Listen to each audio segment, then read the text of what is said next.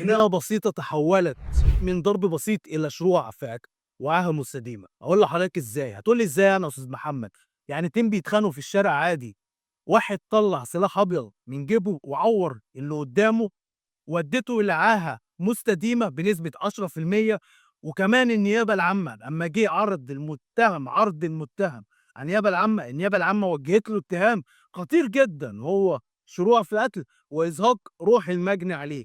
ليه كل ده؟ هتقول لي ليه يا أستاذ محمد النيابة توجّه له اتهام خطير زي ده؟ أقول لحضرتك إزاي، المستشفى أصدرت تقريرها بإن المجني عليه اتصاب في عينه اليمنى، وبناءً عليه وجّهت تقريرها للنيابة العامة، والنيابة العامة أمّا رأت التقرير قالت لك لأ، ده هنا ناوي إنه يزهق روحه. وهنا طبعًا باقدّم نصيحة مهمة جدًا، ما تسيبش نَفْسك للشيطان، وما تسيبش نَفْسك لغضبك، اتحكّم في غضبك واتحكّم في شيطانك، وما ترميش نَفْسك للتهلكة. لو اللي حصل لا قدّر الله ما تتكلّمش إلا في حضور المحامي بتاعك، وطبعًا عشان ما تلبّسش نَفْسك قضية أكبر من اللي موجودة.